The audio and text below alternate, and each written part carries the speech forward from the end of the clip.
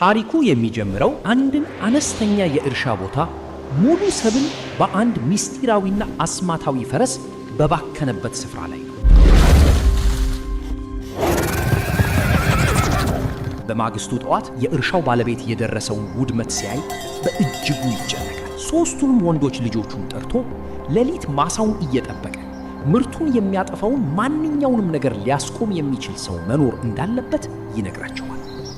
የመጨረሻው ልጅ ኢቫን ደግ ልብ ያለውና የዋህ ወጣት ነው። ሁለቱ ታላላቅ ወንድሞቹ ብዙ ጊዜ በደግነቱ ስለሚጠቀሙበት ማሳውን ብቻውን እንዲጠብቅ ያሳምኑታል።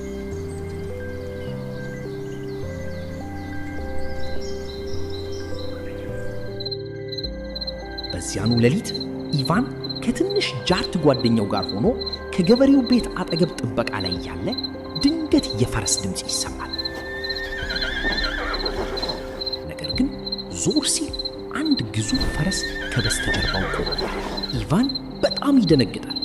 ቢሆንም ግን ድፍረቱን አስተባብሮ በፈረሱ አንገት ላይ የገመድ ማዞሪያ ይወረውራል። በቅጽበት ገመዱ በከፍተኛ ኃይል ወደፊት ሲሳብ ኢቫንንም ከበስተጀርባው ጎትቶት ይሄዳል። የሚገርመው አስማታዊው ፈረስ ወደ ሰማይ በመጥቀስ በአየር ላይ መብረር ይጀምራል። ፈረሱ በመጨረሻ ወደ መሬት ሲመለስ ኢቫን መሬት ላይ በኃይል ይጋጫል። ከጥቂት ቆይታ በኋላ ፈረሱ ረግረግ ውስጥ ይሸገራል። ኢቫን ፈረሱን ሸጦ የተወሰነ ገንዘብ ማግኘት እንደሚችል ያስባል። ስለዚህ ሊያወጣት ይሞክራል። ነገር ግን ፈረሱ በገመድ ታስራ ስለነበር በጣም ያዘነች ትመስላለች። ኢቫን በዓይኖቿ ውስጥ እንባዎችን ሲመለከት ያዝንላታል። ከመልቀቁ በፊት ግን የአባቱንና የቤተሰቡን ሰብል ዳግመኛ እንዳታጠፋ አንድ ቃል እንድትገባለት ይጠይቃታል። ፈረሱም ትስማማለች። ኢቫን ገመዱን እንደፈታላት በደስታ ነፃ ሆና እየሮጠች ትሰወራለች። ከዚህ በኋላም ቢሆን ማሳው ከበፊቱ የባሰ በመበላሸቱ ኢቫን እንደተጨነቀ ይቆያል። በማግስቱ ጠዋት ኢቫን ሲነቃ ሁለት አስደናቂ ፈረሶች ከፊቱ ቆሞ በማየቱ ይደነገጣል። ከዚያም ድንገት አንድ ትንሽ ፈረስ ይታያል። ስሙ ፎ ይባላል። የኢቫን መደነቅ ደግሞ ትንሹ ፈረስ መናገር መቻሉ ነበር። ፎ ባለፈው ሌሊት ኢቫን ከረግረግ ያዳናት ፈረስ ልጅ መሆኑን ያብራራል። እናቱ ለኢቫን ደግነት ጥልቅ ምስጋና ስላላት እሱን እንዲረዳው ከሁለቱ ቆንጆ ፈረሶች ጋር አብራ እንደላከችው ይነግረዋል። ኢቫን ፎንና ሁለቱን አስደናቂ ፈረሶች በማግኘቱ እጅግ ይደሰታል። ወዲያውኑም አንድ ዕቅድ ያወጣል። ፈረሶቹን ወደ ገበያ ወስዶ በከፍተኛ ዋጋ ይሸጣቸዋል። ነገር ግን ምንም ነገር ማድረግ ከመጀመሩ በፊት አባቱ ወደ እሱ መምጣት ይጀምራል። ማሳው ከበፊቱ የባሰ መሆኑን ሲመለከት አባቱ በቁጣ ይገነፍላል። ሆኖም ወደ ኢቫን ከመድረሱ በፊት ፎ ኢቫንን ይዞ በመብረቅ ፍጥነት ይፈረጥጣል። ኢቫን የፎ ፍጥነት ማመን ያቅተዋል። ነገር ግን ብዙም ሳይቆይ ሁለቱ ፈረሶች ገና በጋጣው ውስጥ እንዳሉ ያስታውሳል። ሄዶም ሊያመጣቸው ይፈልጋል። ፎ አስማታዊ ድምፁን ተጠቅሞ ይጣራቸዋል። ፈረሶቹ ወዲያውኑ ወደሱ እየሮጡ ይመጣሉ። በዚህም ኢቫን እና ፎ ፈረሶቹን በከተማ ለመሸጥ አብረው ጉዞ ይጀምራሉ። ከተማ እንደደረሱ ሁሉም በኢቫን አስደናቂ ፈረሶች እይታ ይገረማሉ። ሰዎች ለመግዛት በመጓጓት በዙሪያቸው ይሰበሰባሉ። በዚያን ጊዜ ፎ አንድ መጥፎ ነገር ሊከሰት እንደሆነ ይሰማዋል። ለአንድ አግዳሚ ወንበር ላይ በጸጥታ ለተቀመጠ ነጋዴ ፈረሶቹን ሸጠው በተቻለ ፍጥነት መውጣት እንዳለባቸው ለኢቫን ይነግረዋል። ነገር ግን ኢቫን ለጥንቃቄው ብዙም ትኩረት አይሰጥም። ነጋዴው በቂ ገንዘብ የለውም ብሎ ስለገመተ ይልቁንም በሰፊው ሕዝብ ፊት ፈረሶቹን በጨረታ መሸጥ ይጀምራል። በሚቀጥለው ትዕይንት ዝንብ ለማባረር ተጠምዶ የሚገኘውን ንጉሥ እናገኘዋለን። ይህ ንጉሥ ሙሉ በሙሉ ብቃት የሌለው ነው። ቀኖቹን በቅንጦት ሕይወት በማሳለፍ የሕዝቡን ችግር ብዙም ግድ አይለው። በአጉሊ መነጽሩ ወደ ታችኛው ከተማ ሲመለከት ንጉሡ ድንገት ኢቫንንና ልዩ ፈረሶቹን ያስተውላል። እሱም ይገረማል። አንድ ምስኪን የገበሬ ልጅ እንዴት እንደዚህ ያሉ አስደናቂ እንስሳት ሊኖሩት እንደቻለ ሊረዳ አልቻለም። የማወቅ ጉጉት አድሮበት ንጉሡ ኢቫንን ለመገናኘት ወደ ታች ይጋልባል። ያለምንም ፈቃድ ሁለቱን ፈረሶችን ለንጉሳዊ ጋሪው ይወስድና አንዲት ሳንቲም ሳይከፍል መሄድ ይጀምራል። ኢቫን ከንጉሡ ክፍያ ለመጠየቅ በጣም ስለፈራ ፎን እርዳታ ይጠይቃል። የኢቫንን ችግር ከሰማ በኋላ ፎ ከፍተኛ ፍጭት በማሰማት ፈረሶቹን ተመልሰው እንዲመጡ ይጠራቸዋል። ፈረሶቹም ወዲያውኑ ንጉሡን ይዘውት ይከንፋሉ። በግርግሩ ጉዞ ወቅት ንጉሡ በቀጥታ ወደ ዱቄት ከረጢቶች ክምር ውስጥ ይወረወራል።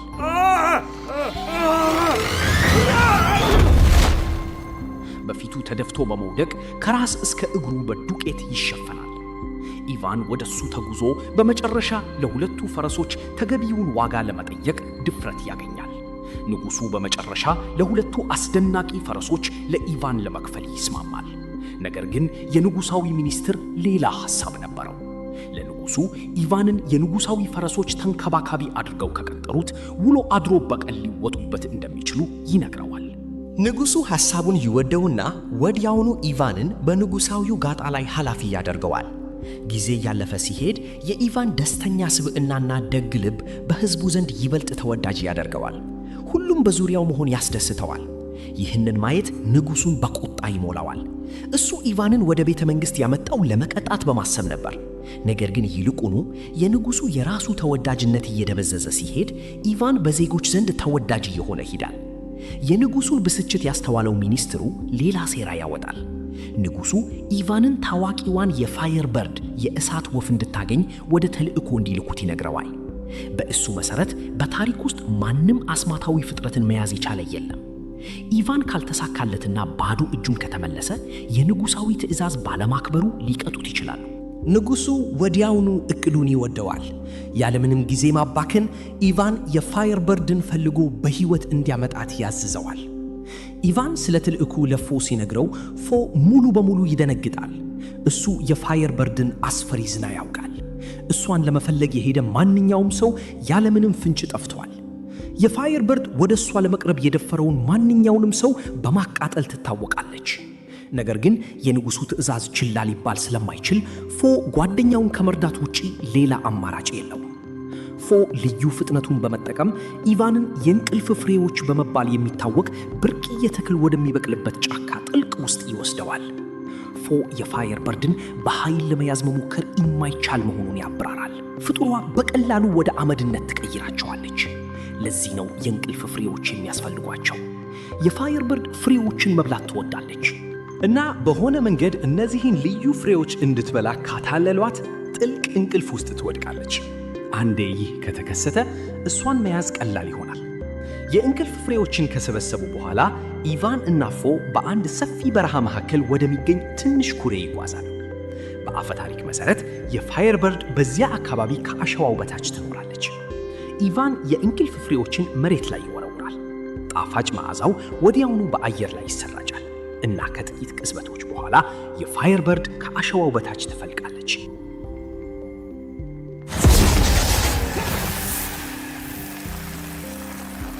ላባዎቿ እንደ ሕያው እሳት ያበራል። ፍሬዎቹንም እያንዳንዱ መብላት ትጀምራለች። ነገር ግን ብዙም ሳይቆይ የፋየር በርድ በአቅራቢያዋ ሰው እንዳለ ትረዳለች። ድንገት ጥቃት ትሰነዝራለች። ኢቫን እና ፎ ወዲያውኑ ለሕይወታቸው ሲሉ ይወጣል።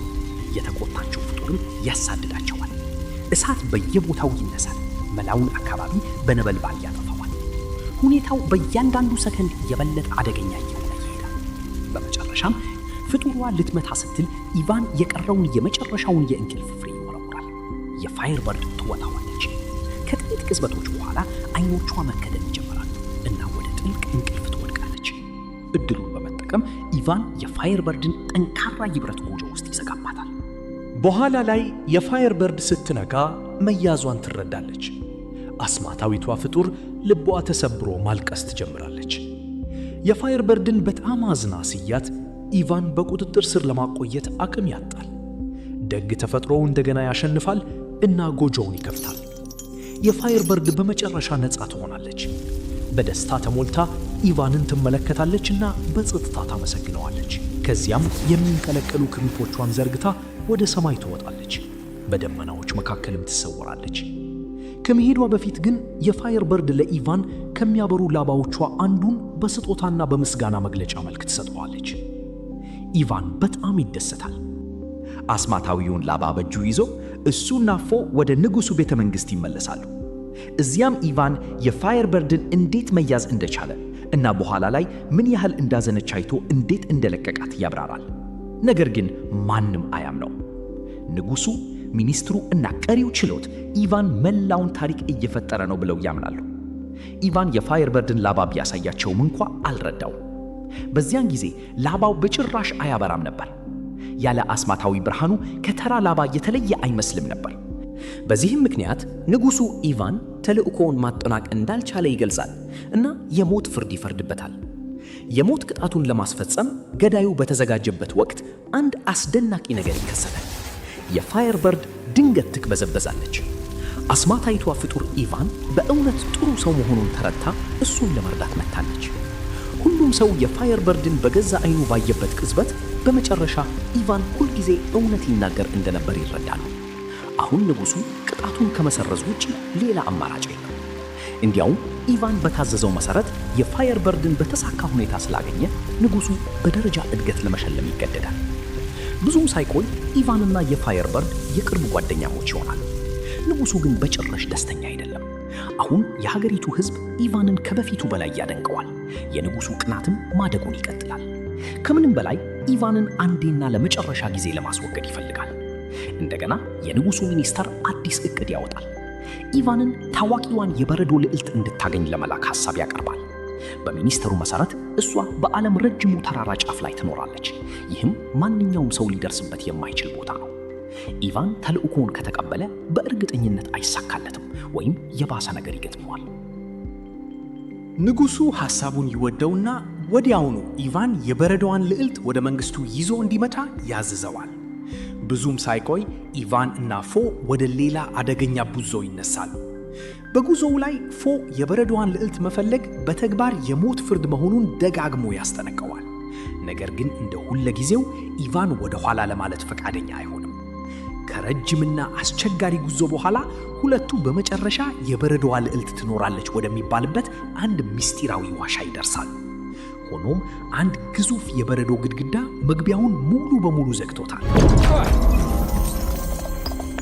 ወደ ውስጥ ለመግባት ምንም መንገድ ያለ አይመስልም። ከዚያም ያልተጠበቀ ነገር ይከሰታል።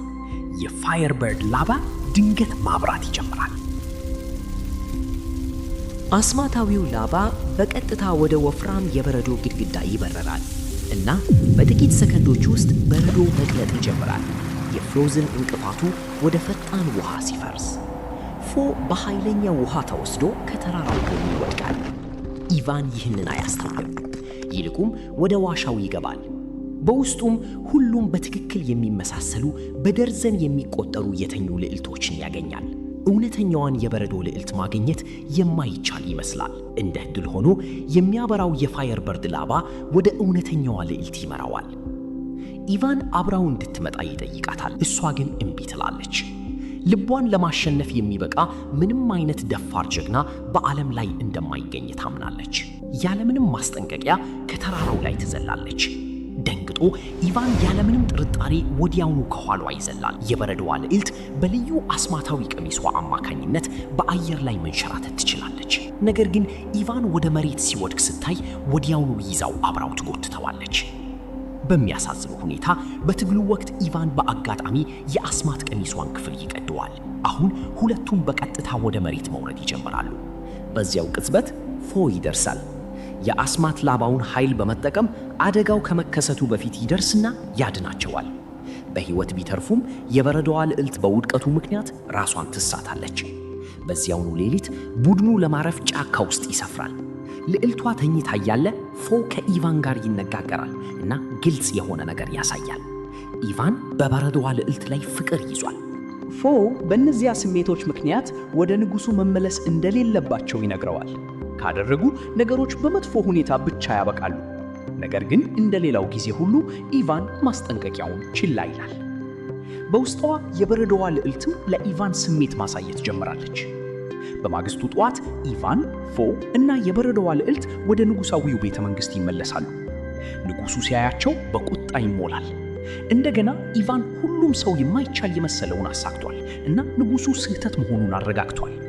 ነገር ግን ሚኒስትሩ በፍጥነት ያረጋጋዋል። ሁኔታው አሁንም በሱ በኩል ሊሰራ እንደሚችል ለንጉሡ ያስታውሰዋል። ከሁሉም በላይ አሁን ንጉሡ የበረዶዋ ልዕልትን ራሱ ማግባት ይችላል። ልዕልቷን ይዞ በመምጣቱ ኢቫን በከፍተኛ መጠን ወርቅና በሕዝብ ምስጋና ይሸለማል። እንደዚህ ያለ ክብር ቢቀበልም ኢቫን ግን ያዝናል። አሁን እሱ በእውነት ስለ በረዶዋ ልዕልት ያስባል። በሌሊት አርፍዶ ኢቫን እሷን ለመገናኘት በምስጢር ይሄዳል። የሚያምር የአበባ እቅፍ ያመጣላታል። ልዕልቷ በድርጊቱ ተነክታ ስጦታውን በደስታ ትቀበላለች። እሷም ለኢቫን ስሜት እንዳላት ግልጽ ነው። ለጥቂት ጊዜ ሁሉም ነገር ፍጹም ይመስላል። ነገር ግን የንጉሡ ጠባቂዎች ድንገት ሲደርሱ አብረው ያሳለፉት ጊዜ ያጥራል። ሌላ አማራጭ ስለሌለ ማንም አብረው ሳይለያቸው በፊት ኢቫን ለመልቀቅ ይገደዳል። ኢቫን ስለ በረዶዋ ልዕልት ማሰብ ማቆም አይችልም። እሷ ንጉሡን እንደምታገባ ማሰቡ ውስጡን ይበላዋል እና ራሱን ሙሉ በሙሉ አቅመ ቢስ አድርጎ ይቆጥራል። አንድ ቀን ንጉሡ የበረዶዋን ልዕልት እንድታገባው ይጠይቃታል። ነገር ግን እሷ ወዲያውኑ እምቢ ትላለች። የአያቷ የጠፋው ቀለበት እስኪገኝ ድረስ ማንንም ማግባት እንደማትችል ታብራራለች። ከረጅም ጊዜ በፊት ውድ የሆነውን ቀለበት በውቅያኖስ ውስጥ የሆነ ቦታ አጥታዋለች እና እስኪመለስ ድረስ ምንም አይነት ሰርግ አይኖርም። ንጉሡ ይበሳጫል። ማለቂያ በሌለው ውቅያኖስ ውስጥ ትንሽ ቀለበት እንዴት ማግኘት ይቻላል? ከዚያ ኢቫን ይደርሳል፣ እሱን ለማስወገድ ሌላ ዕድል በማየት ንጉሡ እንደገና ኢቫን ማይቻል ተግባር እንዲያጠናቅቅና የጠፋውን ቀለበት እንዲያመጣ ያዝዘዋል። ኢቫን ያለምንም ማመንታት በተልእኮ ይስማማል። ፎ ግን ብዙም ጉጉት የለውም። ኢቫን ቀለበቱን እንዲፈልግ የሚረዳው እሱ መሆኑን ያውቃል እና በዚህ ጊዜ የት መፈለግ መጀመር እንዳለበት እንኳ አያውቅም። ስለዚህ የእናቱን እርዳታ ይጠይቃል። እናቱ ከሩቅ አስማቷን በመጠቀም አንድ አስፈላጊ ምስጢር ትገልጣለች። የበረዶዋ ልዕልት አያት ቀለበት በአንድ ግዙፍ አሳ ነባሪ ሆድ ውስጥ እንደተሸሸገ ይነግረዋል። ይህም አሁን በጣም ግዙፍ ከመሆኑ የተነሳ በባህር መካከል ደሴት ይመስላል። ወደ እሱ የሚመራውን መንገድም ለፎ ታሳየዋለች። ማግስቱ ጠዋት ኢቫንና ፎ ጉዟቸውን ይጀምራሉ። በሰማይ ላይ ሲጓዙ ኃይለኛ ነፋሳት ድንገት የኢቫንን ሚዛን ያበላሻሉ። እሱ ከታች ወዳለው ውቅያኖስ ይወድቃል። ወደ ላይ ሲወጣ የማይታመን ነገር ያያል። አንድ ግዙፍ አሳ ነባሪ በትላልቅ ሰንሰለቶች ስር ተይዟል። ፍጡሩ በጣም ትልቅ ከመሆኑ የተነሳ በውሃው ላይ የሚንሳፈፍ ትንሽ ደሴት ይመስላል። ኢቫን ይህ ሲፈልጉት የነበረው አሳ ነባሪ መሆን እንዳለበት ወዲያውኑ ይረዳል። አብረው እሱና ፎ ወደ ግዙፉ ፍጡር ይቀርባሉ። አሳ ነባሪው ከረጅም ጊዜ በፊት በአጋጣሚ በርካታ መርከቦችን እንደዋጠ ያብራራል። እንደ ቅጣት በቦታው ታስሮ ለዘላለም ተይዞ እንዲቆይ ተገድዷል። አሁን ግን ባደረገው ነገር በጥልቅ ይጸጸታልና ነገሮችን ማስተካከል ይፈልጋል። ይህንን መስማት ለኢቫን ሐሳብ ይሰጠዋል።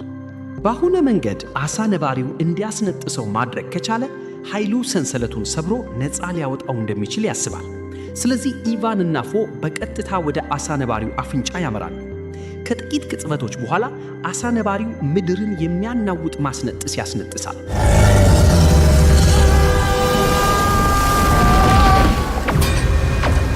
ፍንዳታው በጣም ኃይለኛ ከመሆኑ የተነሳ በሰውነቱ ውስጥ የተያዙት መርከቦች ሁሉ ወደ ውቅያኖስ ይመለሳሉ። በተመሳሳይ ጊዜ ግዙፍ ሰንሰለቶች ይሰበራሉ። አሳ ነባሪው በመጨረሻ ነፃ ይሆናል። በደስታ ተሞልቶ ያመሰግናቸዋል እና ወደ ባህር ጥልቀት ይሰወራል። ከዚያ በኋላ ብቻ ኢቫን አንድ አስፈሪ ነገር ይረዳል። በደስታው ሁሉ መካከል አሳ ነባሪውን ስለጠፋው ቀለበት መጠየቅ ረሳው። ልቡ ይሸበራል። ነገር ግን ቀጥሎ ምን ማድረግ እንዳለበት እየተጨነቀ እያለ ድንገት አንድ ሸርጣን ይታያል። ሸርጣኑ ለኢቫን የበረዶዋን ልዕልት አያት ቀለበት ይሰጠዋል።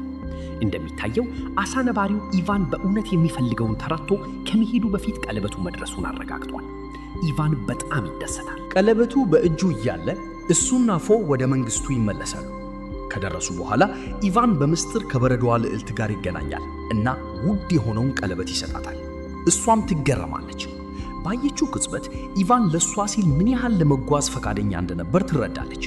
አሁን እሱ ደፋር፣ ደግ እና ለሚያስባቸው ሰዎች ሲል ሁሉንም ነገር ለመሰዋት ፈቃደኛ መሆኑን ያለምንም ጥርጣሬ ታውቃለች። ስለዚህ ኢቫን በመጨረሻ ስሜቱን ገልጾ እንድታገባው ሲጠይቃት እሷ በደስታ አዎ ትላለች።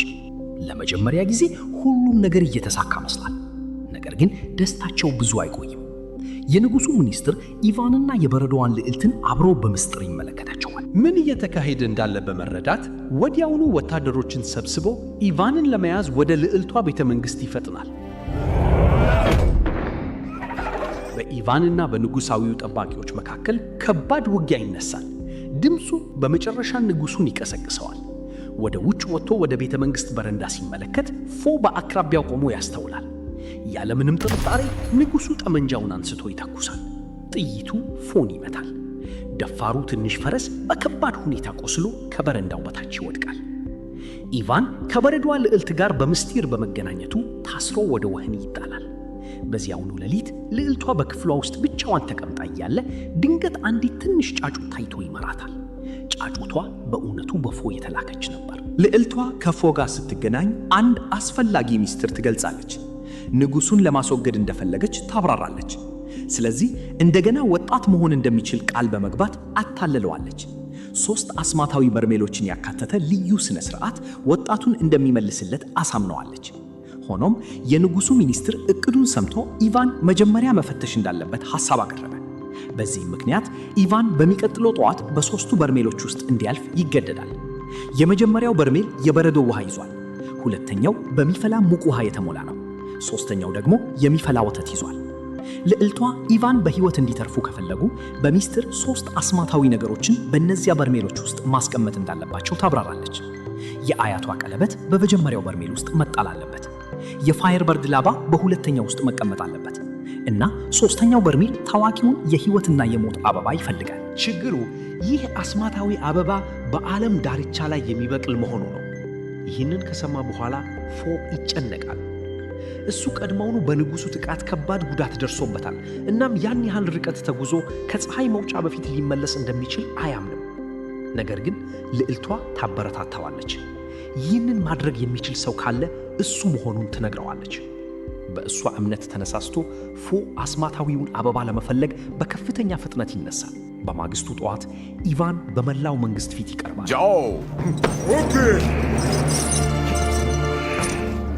ወደ መጀመሪያው በርሜል ሲጣል ሁሉም ሰው ይመለከታል። ጊዜው ከማለፉ በፊት የበረዶዋ ልዕልት በአስተዋይነት የአያቷን ቀለበት ወደ ውሃ ውስጥ ትጥላለች። አስማቱ ወዲያውኑ ኢቫንን ይጠብቀዋል።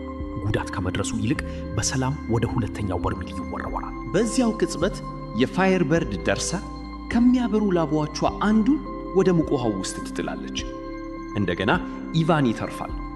አስማቱ በሚፈላ ወተት ወደ ተሞላው 3ኛውና የመጨረሻው በርሜል ይወስደዋል። ይህ በእንዲህ እንዳለ ከሩቅ ፎ በመጨረሻ ታዋቂውን የሕይወትና የሞት አበባ ላይ ይደርሳል። አበባው ያናግረዋል። የሚከትፈው ማንኛውም ሰው የራሱን ሕይወት እንደሚያጣ ያስጠነቅቃል። ነገር ግን ፎ አያቅማማ። ጓደኛው እርዳታ እንደሚያስፈልገው አውቁ አበባውን ይቀጥፋል። ወደ ቤተ መንግሥት ሲመለሱ ኢቫን በሚፈላው ወተት ውስጥ ከጠፋ በኋላ ረጅም ጊዜ ያልፋል። ሕዝቡ ተስፋ መቆረጥ ይጀምራል። ብዙ ሰዎች እንደሞተ ያምናሉ። ቀስ ብለው በሐዘን መራመድ ይጀምራሉ። किस्मत ने मुझे धोखा दिया। पान्या मर गया, वो जरूर मर गया होगा। ከዚያም በመጨረሻው ቅጽበት የሕይወትና የሞት አበባ ወደ በርሜሉ ውስጥ ይወድቃል። በግቢ ውስጥ ደማቅ የብርሃን ብልጭታ ይነሳል። ኢቫን ምንም ጉዳት ሳይደርስበት ከበርሜሉ ውስጥ ይነሳል። እንዲያውም ከተረት የመጣ እውነተኛ ልዑል መስሎ ከበፊቱ የበለጠ መልከ መልካም፣ ጠንካራና አንጸባራቂ ሆኖ ይታያል። ሕዝቡ በደስታ ይጮኻል። ንጉሡ ይገረማል። ኢቫን መትረፉን ካየ በኋላ ሥነ ሥርዓቱ በእውነት እንደሚሠራና እሱም እንደገና ወጣት መሆን እንደሚችል ያምናል። ሁለቴ ሳያስብ ራሱ ወደ አንዱ አስማታዊ በርሜል ይዘለላል። ለአንድ አፍታ ምንም ነገር አይከሰትም። ከዚያም ድንገት በዙሪያው አንድ ግዙፍ አረፋ ይፈጠራል። ንጉሡ በውስጡ ይያዛል። አረፋው ከመሬት ተነስቶ በደመና ውስጥ እስኪጠፋ ድረስ ወደ ሰማይ ከፍ ይላል እና በቃ ንጉሡ ይጠፋል። አሮጌው ገዢ በመጥፋቱ ሕዝቡ ኢቫንን አዲሱ ንጉሣቸው አድርገው ይመርጡታል። ኢቫንና የበረዶዋ ልዕልት በመጨረሻም አብረው ለመሆን ነፃ ናቸው። ብዙም ሳይቆይ ፎን ለማየት ይፈጥናሉ። ኢቫንን ለማዳን ቢረዳም ፎ አበባውን ከቀጠፈ በኋላ በቅርቡ እንደሚሞት አስቀድሞ ስላስጠነቀቀው አዝኗል። ነገር ግን የበረዶዋ ልዕልት ፈገግ ብላ እውነቱን ትገልጣለች። አበባው እሱን እየፈተነው ብቻ ነበር። ልቡ በእውነት ንጹሕ እና ከራስ ወዳድነት ነፃ መሆኑን ለማወቅ ፈልጎ ነበር። ፎ ፈተናውን አልፏል። ይህንን በሰማበት ቅጽበት የፎ ፊት በደስታ ይበራል። በመጨረሻም ኢቫን፣ የበረዶዋ ልዕልትና ፎ አብረው በመቆየት ደስታ የሰፈነበት ሕይወት ይኖራሉ። ይህም ደግነት፣ ድፍረትና ታማኝነት ከማንኛውም አስማት የበለጠ ጠንካራ መሆናቸውን ያረጋግጣል።